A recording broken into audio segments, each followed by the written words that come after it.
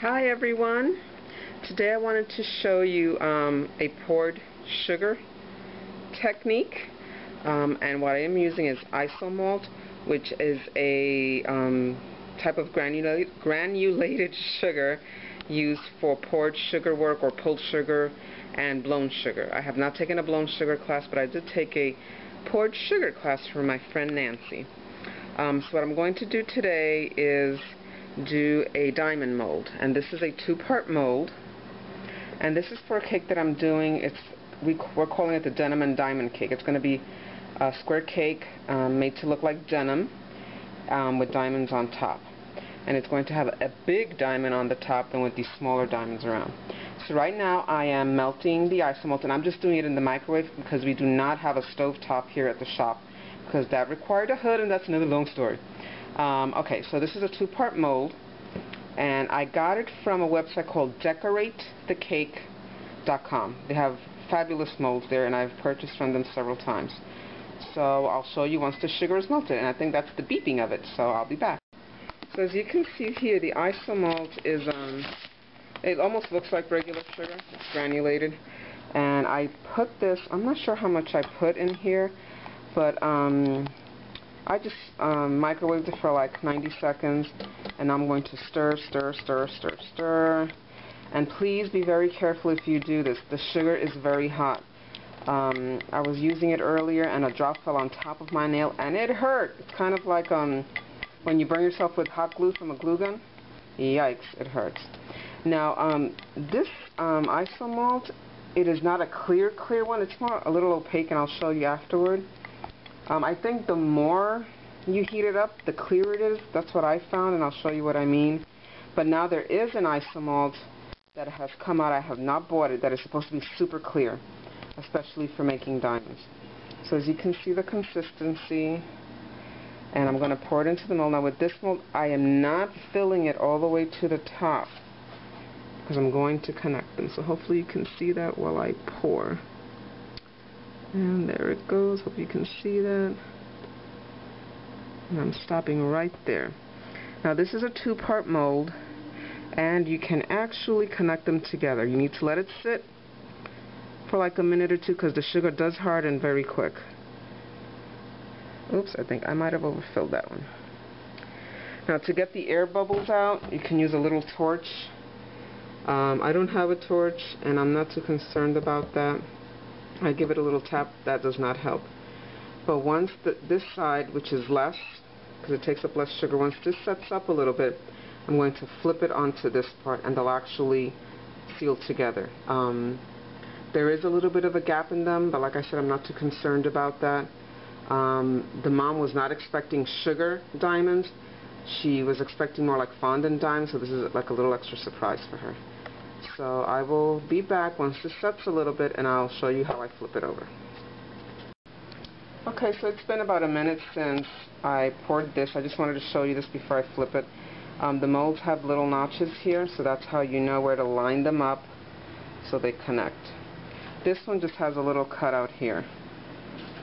So this is I think this is a 3.5 inch diamond mold, and I think this is the 2-inch one, I believe.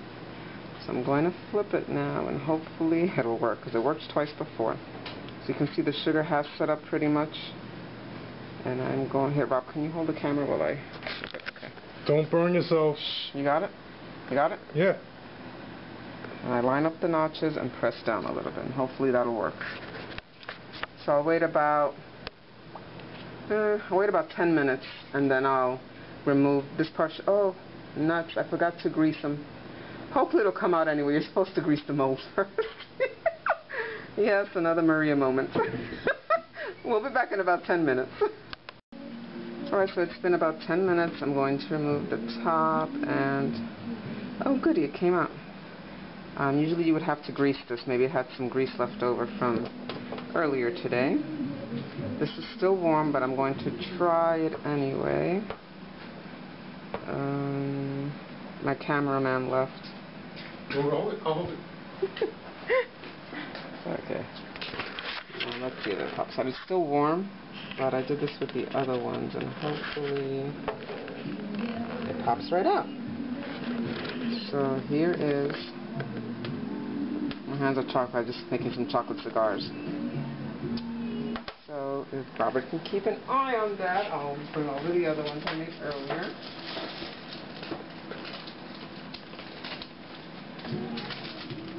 And here they are. This was the first one I made. This one I didn't put the molds together. I just stuck them on afterwards and you can see the big gap. Whereas with these, the gap is smaller because I did put them together. Oh, Rob! Sorry. What the heck is that? I wanted drama. Whatever. Then I put some cake sparkles, what do you call it? Disco dust on it. Disco dust. So those are the sugar diamonds. And again, it's isomalt, and some directions tell you to mix it with water to melt it, but you don't have to do that. And then you can reuse anything that's hard, like whatever's left in here. I'm just going to remelt it tomorrow and make some more smaller ones. Thanks for watching. Bye.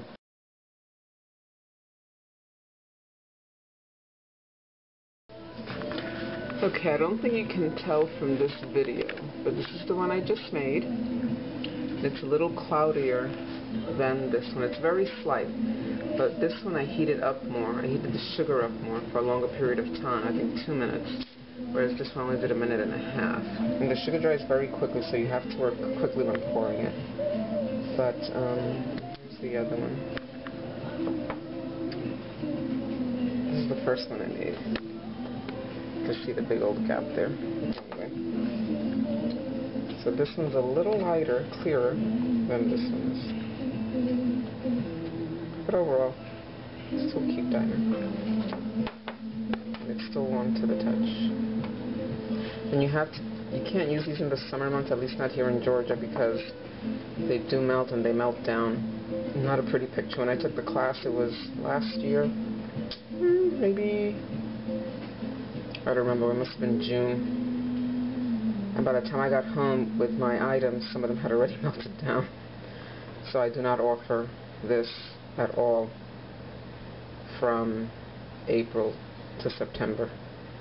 It's too hot. Right now here in Georgia it's still about 90 degrees. Blech.